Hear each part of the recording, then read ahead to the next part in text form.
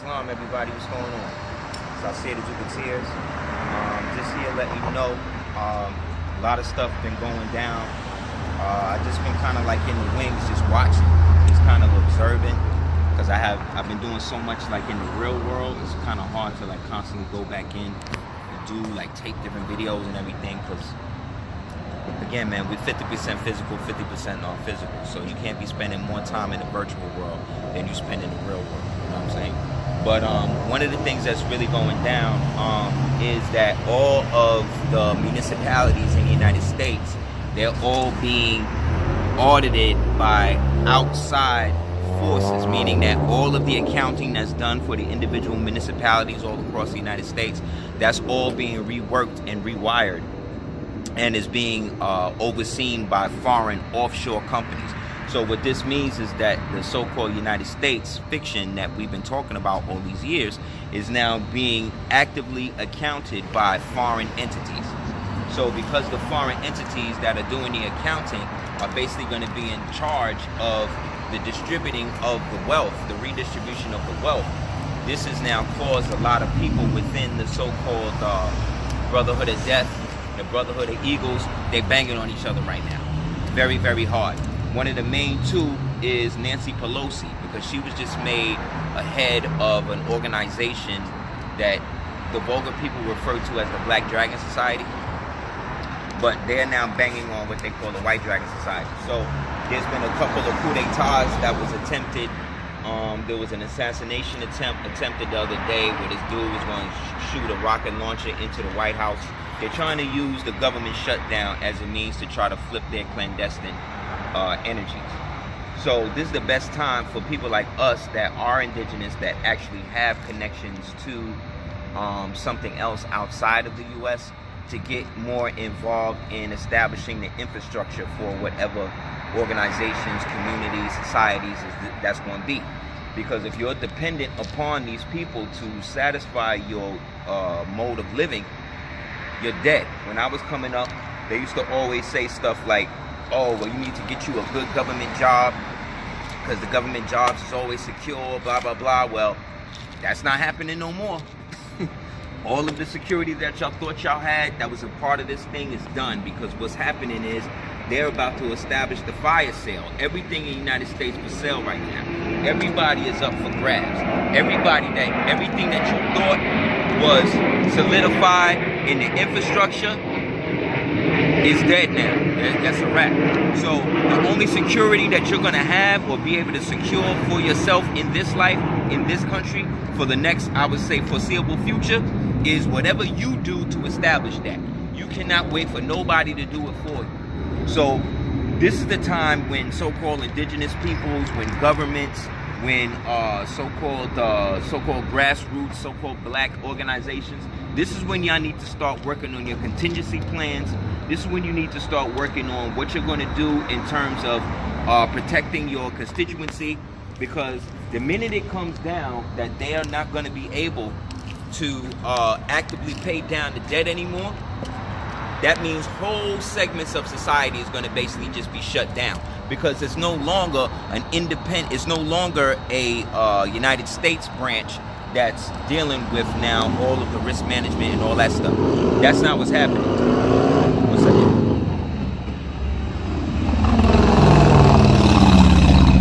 What's happening now is you have an offshore company that is totally foreign to the United States, doing all the accounting.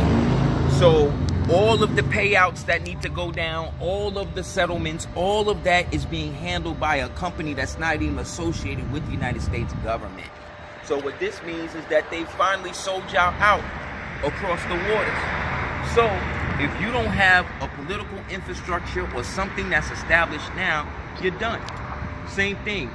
You have a lot of these brothers and sisters now that's really going hard for the Indian thing, I'm telling you, man, y'all really better watch what they're about to do to these Mongolians.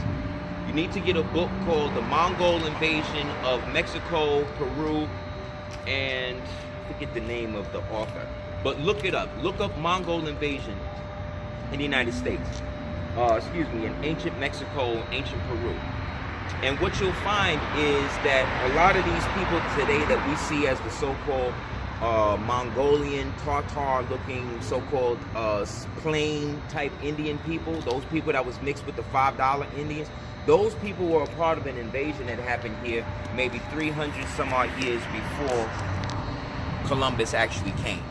And the people that helped us quell that invasion was Moors from the Malian Empire. Big up to the Malian Empire. Big up to Mansa Kankan Musa.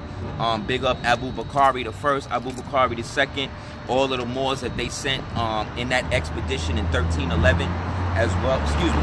There was one in the beginning of the 1300s. It was around, I would say towards the end, maybe between 1297, 1300. Then there was another expedition sent to find out what happened to those other brothers and sisters, where they went, that happened around 1311.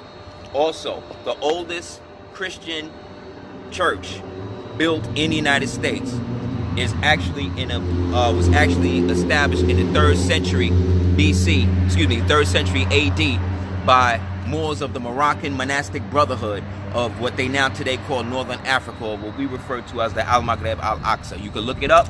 It's in a place called Cocaponset in what they now call Massachusetts. So this means that the oldest Christian church in the United States was actually established by Moors, Muslims. That also then means that we as Muslims are almost, excuse me, are the only ones that are functioning in our proper capacity, because we're not trying to annex ourselves to anybody else's culture. They want you to think that if you claim yourself to be a Moor or Moorish American, then that means all of the, what they call now, autochthon or aboriginal, which you shouldn't be using that word anyway, but whatever. They want you to believe that when you claim to be a Moor or Moorish American, now all of a sudden, all of that Chata or Tasalagi or Ananawiya or it's another one, Sisiskia or Pahatawan. So like when you become a Moorish American, like none of that stuff exists no more. So now all of that blood that was in you, that's from those peoples that was already here, all of a sudden when you say that you are more Moorish American, you know, that no longer applies to you. This is the mind control stuff that they try to throw into the game because they still trying to run away from the obvious truth. The obvious truth is all of the Indian treaties that y'all think that your ancestors signed with these crackers, they done abrogated. None of those treaties are basically in effect now. The only way they can be brought back into effect is because of your nationality. Treaties are based on people that have nationalities, not tribal affiliations. Your tribal affiliation is your name. But when it comes to actually who was having political and jurisdictional sway over here, that was the Moors of the Moorish Americans. Look up Muhammad the First. Look up Muhammad the Second. Look up the expansion of what we did. Look at how they, look at the Treaty of Peace and Friendship. Look at the treaty that the crackers did with the, that the devils did with the Delaware Moors. These are the treaties that's still in effect. These are the treaties that's still dealing with it. But if y'all are dealing, in order to understand what happened, you got to understand that historically, all of these so-called European nations or whatever started out as melanated first. This Caucasian male did not come over here and steal everything from you by himself. That did not happen, boys. But again, I don't want to act like I'm trying to convince people of anything. What I'm really trying to say is, in order for you to have standing in anything, you have to have a nationality. On this planet at least. And the Moorish or the Moors nationality was an extraterritorial nationality that transcended boundary lines of countries, that most of these countries did not even exist at the time that we was here. So we've been here for so long, we've watched many nations, many people come and go. But in the end, we still here. Why? Because we are those ancient peoples. So another thing I want to address real quick was the thing with the Muslims. Right now, Muslims, you need to really be praying, man, because the dirty Wahhabists have now created an annexation where they're about to break up Saudi Arabia. Actually, that's not even the name of that place. That place is called the Najd or the Hejaz, okay?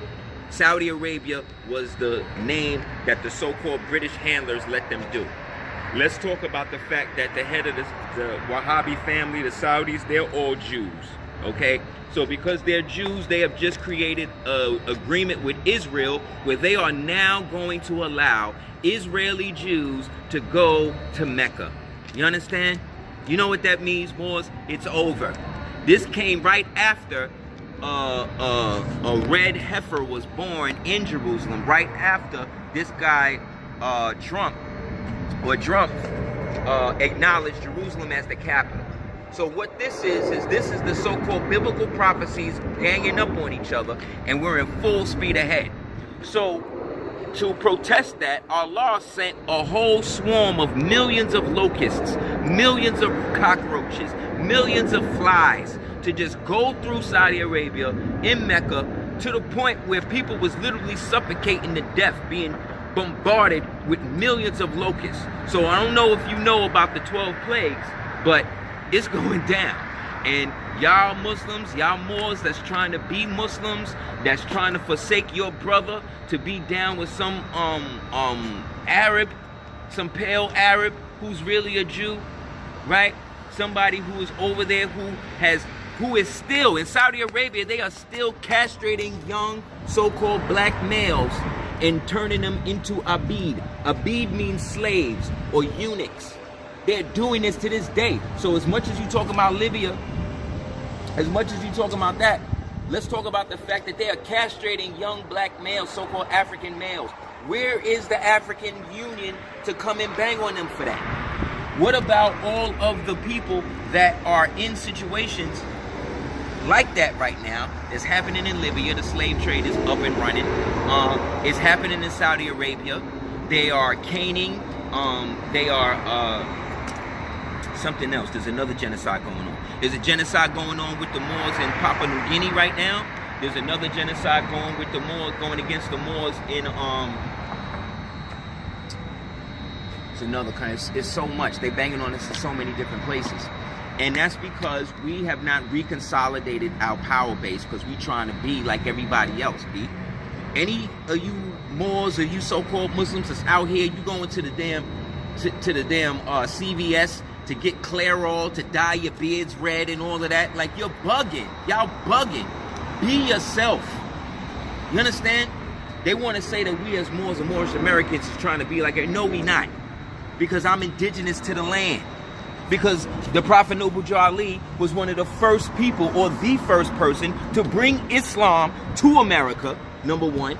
Y'all could bring up the Ahmadiyya movement and all that, but I'm talking about for my people, for our people. It started with the Prophet. He also was the first one to say that when the European got here, he found Moors up and down the Mississippi River, i.e. finding indigenous people, Moors, that was already here. So what I'm saying to you is this, Moor. You can call yourself and be whatever you want. And you should. It's your prerogative to say and define yourself as you see fit. But this is the time where if you are not under your own vine and fig tree, you are going to fall victim to that. You are going to pay for that. Because Allah don't want you to be with everybody. We are not all related. We are kith and kin, but that don't mean that we are directly related. I may be of African descent, but not of so-called African nativity, because I understand that the word Africa is a code word for earth. And me being Asiatic means that I'm recalling my ancient history back to when this whole planet was referred to as Asia, when it was all linked together over 50,000 years ago. And nobody can contest that. And any nigga that do want to contest that, I mean, the other day I was watching on one of these threads and how these Moors was trying to prove that the United States isn't a corporation. This is what I'm saying. Like, we be so ready to go and bang on each other about the wrong stuff that we wind up looking stupid. So now you got Moors that's trying to prove that the U.S. isn't a corporation, that it is a country, while at the same time, every state in the Union got a Dun and Bradstreet number. What are you niggas talking about? What are you talking about? If it's a country, how can the country's government be shut down? Doesn't work, man. So look, one of the things I wanted to do is show this. This is a great book. If you don't have it, you should get it. Big up to the Moors that created it. I said I would shout them out because they sent me some copies. Definitely get this, because this is the time when we need to start to relearn and re-educate ourselves as to how we originally communicated with one another. Okay? English is not enough anymore. Now, yes, that's a language like any other, and as Moors, we are also so-called English. We, every nationality that they done created, that's why we all got English names now. But that English name, in terms of being caught up with Britain, Britain comes from Brito, and Brito was also named Brutus, and Brutus was the Moor who went to so-called Albion, went to what we now call England, which they call Albion, to defeat the giant who the island was named after. And once he defeated him, they named the whole thing after him, because you named the place after you conquer it. So we as a people, Moorish Americans, we've been banging on this whole thing since 1492. We have. So whether you call yourself an Indian, a Kemite, an Egyptian, a this or that, I don't even care anymore, man. What I care about is our people reaching the great hereafter. Now, us being able to maintain our so-called independence, our so-called autochtone energy, our government, our empire, our kingdom now. You understand? I don't care what nationality that you say that you in, or you don't agree, you don't like Moors, you Moorish American, you're Moor, you're Indian, look, I don't even care. I know what I am. So because I know what I am, I'm gonna stick to that. But I'm also at the stage where I care about my people, man. And I want us to have something. So we got to figure out how to work together, or let's just forget it forever. So again, I'm not an exclusionist, I'm not a separatist. I am down to work with anyone that wants to work with us, within reason. But when it comes to Freemasons, off limits. You know what I'm saying? Off limits, because we're not going to be able to have any type of movement, any type of progression, if we are infested with Luciferians. And whether you want to accept it or not, Moors, you cannot be a Freemason and a Moor at the same time, because your prophet came and deaded that. So if you are, that means that you want to be. If you're wearing that apron, that means you want to wear it now. There's no excuse. So you cannot serve two masters. We're either in the empire together, or you were rolling with the Franciscans. And if you're rolling with them, you can't be rolling with us. So this is the time where the line is drawn in the sand, Moors. Let's do what we need to do. Let's raise our empire together. Thank you for everybody that supported us for all the years. Thank you for all of the stuff that you are all doing individually to bring us collectively up. Anybody that's down with that, you have the full support of your brother, I say the Duke of Tears, my real name, Prince Charles Yale Rogers Hill. Peace.